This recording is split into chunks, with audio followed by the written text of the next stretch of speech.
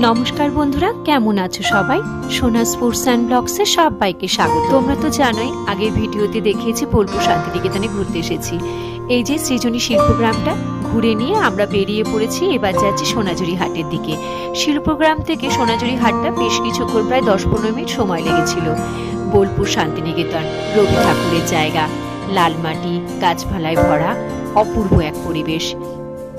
বাহ, কত বড় মাঠ! এই মাঠটা হলো ইউনিভার্সিটির মাঠ। এখানে ইউনিভার্সিটির খেলাধুলো হয়, বিভিন্ন রকমের প্রোগ্রামগুলো হয়। এত অপূর্ব শান্ত স্নিগ্ধ পরিবেশ, মনটা ভরে যাচ্ছে।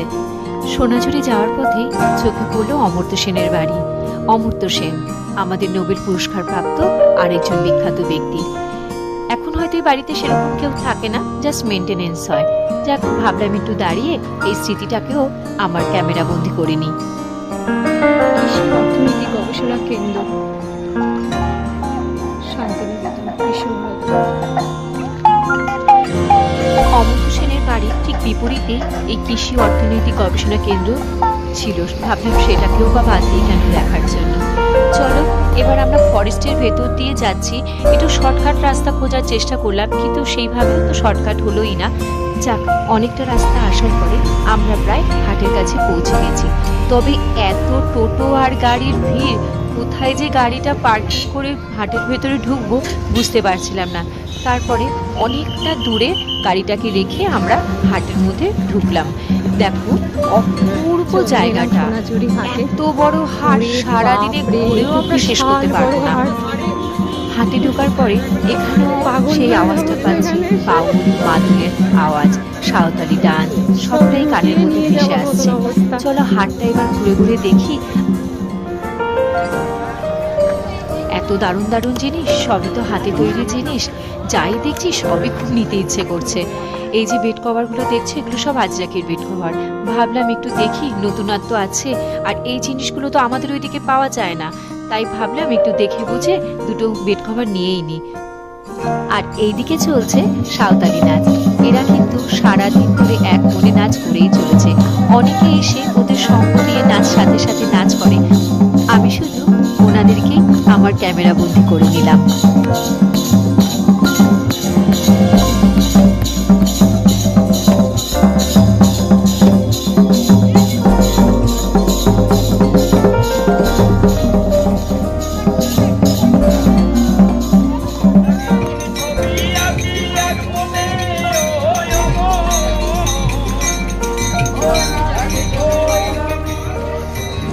এত বড় হাট, ঘুরে তো শেষই করা যাবে না। যাই দেখছি সবই কিনতে ইচ্ছে করছে। তবে অনেকটা বেলা হয়ে গেছে, প্রায় 3টে বেজে গেছে। অনেক জিনিসও কিনে নিয়েছি, এবার বেরোতে হবে।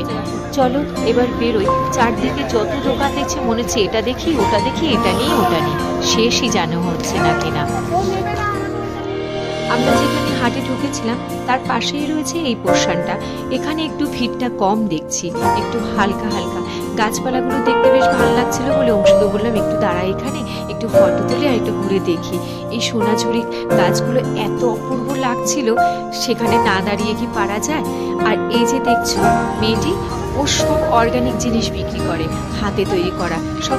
এই যে গার্ডারগুলো সব ন্যাচারাল কালার করে তৈরি করা, প্রিন্ট করা। তাই ভাবলাম ওকে একটু নিয়ে আমার ক্যামেরার মধ্যে স্মৃতি হয়ে থাক আমার ভিডিও।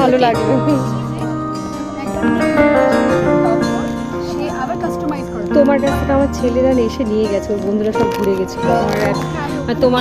তোমার কথা বলছি, যাক ভালো লাগলো। সোনাঝুরি হাট থেকে আমরা বেরিয়ে পড়েছি।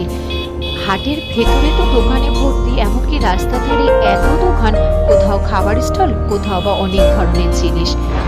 এই যে দেখছো হাটের পাশ দিয়ে কিন্তু এটা বয়ে চলেছে, এটাই হচ্ছে খোয়াই নদী। এবার আমরা যাচ্ছি ভুড়িভোজ করতে। সারাদিন এত ঘুরেছি, এত খিদে পেয়েছে, তাই ভুড়িভোজ করার জন্য আমরা চলে এলাম বনবিথিতে। এখন তো অনেক ধরনের হোটেল রেস্টুরেন্ট হয়ে গেছে, তবে বনবিথিটা খুব পুরনো। অনেকের মুখে শুনেছি এখানে নাকি খাবার দাবার খুব ভালো। যাই হোক, চলো ভেতরে ঢুকে দেখি। গাড়িটা তো ওই ফরেস্টের ওখানে পার্কিং করে এলাম। এবার ভেতরে ঢুকি। তবে বাইরেটা কিন্তু ব্যাপক সুন্দর সাজানো, বেশ ভালো লাগছে। ভেতরে ঢুকেই দেখছি একজন বসে আছেন, ওখানে ঘি বিক্রি হচ্ছে। এখানে পুরো লিস্ট টানানো রয়েছে, কি কি পাওয়া যায়, কত কি দাম। সবটাই দেখে নিলাম। প্রতিদেব আর অংশু দেখে নিচ্ছে কি কি অর্ডার করতে হবে, আর আমি এইদিকে বাইরেটা একটু ঘুরে ঘুরে দেখছি। চলো এবার ভেতরে যাই। কি অপূর্ব, বেশ সুন্দর করে সাজানো গোছানো, সব কাঠের চেয়ার টেবিল, কাঁসার থালা বাসন জগ গ্লাস সবই কাঁসার। এখানে অনেক মেয়েরাও কাজ করে দেখছি।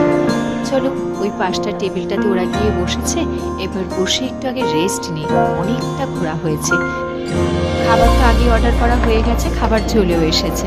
এখানে থালি সিস্টেমেও হয়, থালির সাথে সাথে তোমাদের যেটা মর্জি সেটা তোমরা অর্ডার করতে পারো। থালিতে প্রথমেই রয়েছে দেখছি এখানে শাক ভাজা, পটল ভাজা, আলু পোস্ত, ডাল আর মোচার একটা তরকারি, আর সাথে আমরা অর্ডার করেছিলাম একটু খাসির মাংস আর হচ্ছে মুরগির মাংস, একটু ডিম, আর ওইদিকে তোপসে ফ্রাইও রয়েছে। আর এখানকার দেখো একদম গাওয়া ঘি, মানে ঘিটা তোমার ওখানেই দেয়া আছে, তোমার যত খুশি ইচ্ছে তুমি ঘি নিতে পারো। তা ভাবলাম প্রথমে একটু ঘিটা নিয়ে খেয়ে দেখি কিরকম এখানকার ঘি। পুরি বাবা, এখানে কিন্তু শেষ হয়নি, এখনো আসছে চাটনি, পাঁপড়, পায়েস। চলো খাবারটা এবার খাই গুছিয়ে। চাটনি, পায়েস, অনেক খাবার। জলটা একটু বড় রকমের হলো, কিন্তু পটল ভাজা আমি খাই না। আমাকে তো লঙ্কা দাও, দেখি খেয়ে দেখি কেমন হচ্ছে। 4:12 বাজে, আমাদেরও খাওয়া দাওয়া কমপ্লিট। হোটেলও প্রায় দেখো ফাঁকা হতে চলেছে। সব বাসনপত্র গুছিয়ে নিচ্ছে, শুয়োর বাইরে এখান থেকে চোখে পড়লো। চলো আস্তে আস্তে বেরোই, কাজ করছে।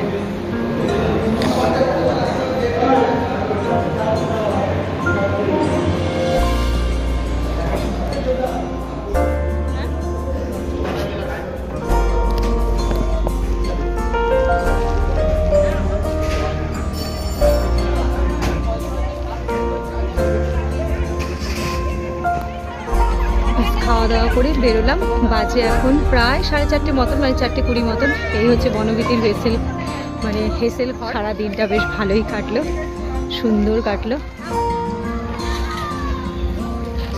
বনবিতির পাশে এই ফরেস্টটা কি অপূর্ব লাগছে। আমরা গাড়ি রেখেছি, সেখানেও দেখছি বেশ কিছু দোকান বসেছে। ও তুমি তুলবো তোমাকে? আচ্ছা।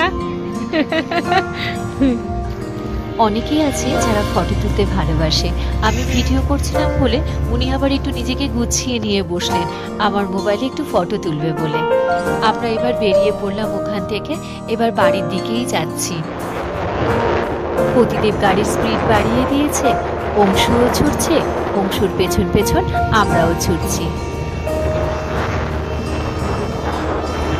কি অপূর্ব মনোমুগ্ধ পরিবেশ দেখো।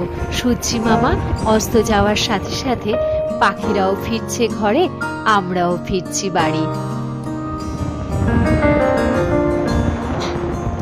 যাওয়ার সময় তো জানোই অজয় নদীটা ঠিক করে দেখাতে পারিনি, রোদের আলোতে ব্যাক ক্যামেরাটা ফ্রন্ট ক্যামেরা হয়ে গেছিল। ফেরার সময় দেখছি আলোটা তখনও আছে। অজয় নদীটা কি ভালো লাগছে দেখতে, ভাবলাম ওটাও একটু ক্যামেরা বন্দি করে নিয়ে তোমাদের সাথে শেয়ার করাই যায়। রাস্তায় বেরোলে যে কত কিছু চোখে পড়ে, কত রাইডার্স দেখো একসাথে মিলে বেরিয়েছে, কোথাও ওরাও ঘুরতে গেছিল। ঘরে ফিরতে ফিরতে ভিডিওটা তাহলে এখানেই শেষ করতে হয়। আজকের ভিডিওটা তোমাদের কেমন লাগলো বন্ধুরা অবশ্যই কমেন্টস করে জানিও, ভালো লাগলে একটা লাইক করে দিও। আজকের মতন এই পর্যন্তই, আবার নতুন ভিডিওতে তোমাদের কাছে হাজির হয়ে যাব। তোমরা ভালো থেকো, সুস্থ থেকো, সাবধানে থেকো, দেখা হবে পরের ভিডিওতে।